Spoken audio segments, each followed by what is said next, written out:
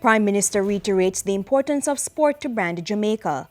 Government reiterates commitment to public sector reform. And PM condemns killing of 6 people by gunmen in Hanover. This is Jamaica House Weekly. Prime Minister Portia Simpson was not able to keep a number of speaking engagements last week due to laryngitis. A release from the office of the Prime Minister said due to her hectic schedule, her vocal cords were irritated and the doctor told her to rest her voice. The Prime Minister had followed the doctor's orders, cancelled speaking arrangements, but still attended to other aspects of her job. And as the Prime Minister rested her voice, she assigned members of her cabinet to attend speaking arrangements on her behalf. On Tuesday, the minister responsible for sport, Natalie Headley, represented Mrs. Simpson Miller at the official opening of the new G.C. Foster College running track.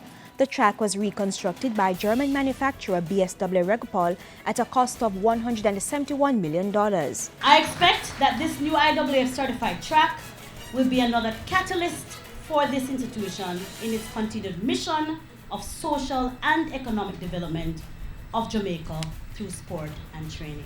Speaking on behalf of the Prime Minister, Mrs. Nita Headley said the G.C. Foster College of Education and Sport, along with other sporting infrastructure, would help to market the sport component of Brand Jamaica. The achievements of this college go way beyond merely handing out degrees and diplomas in physical education and coaching. It has been the main driving force behind a new culture of sport in Jamaica. This culture has emphasized the importance of study, preparation, practice and training, and the immense value of well-informed, motivated and highly educated cadre of sport coaches across all sporting disciplines.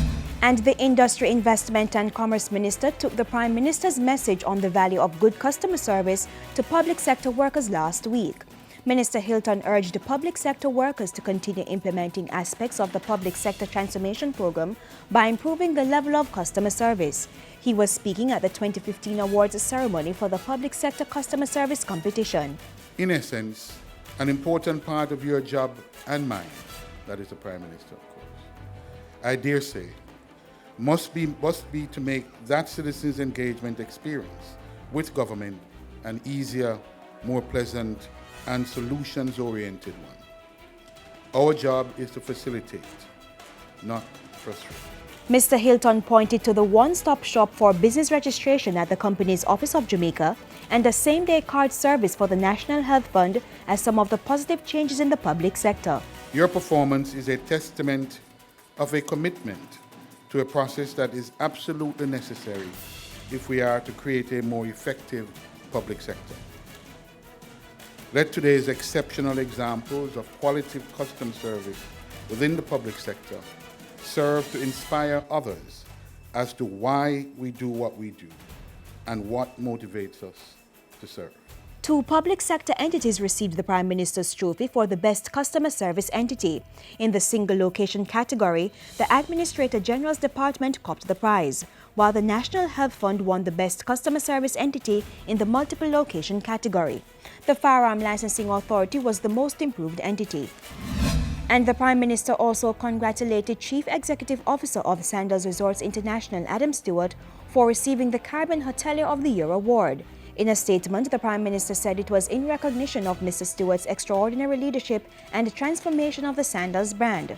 The Prime Minister noted that Sandals invested some $150 million recently to expand and improve its operations in Jamaica. And the Prime Minister has condemned the killing of 6 people and the injury of 4 others by gunmen in Marchtown, Hanover last week. Mrs. Simpson appealed to anyone with information about the incident to tell the police what they know so the perpetrators can be brought to justice. The Prime Minister also expressed her deepest sympathies to the family members of the victims and to residents of the community. She also wished the injured persons a speedy recovery. And that's it for this week's edition of Jamaica House Weekly. Join us next week for the latest from the Office of the Prime Minister.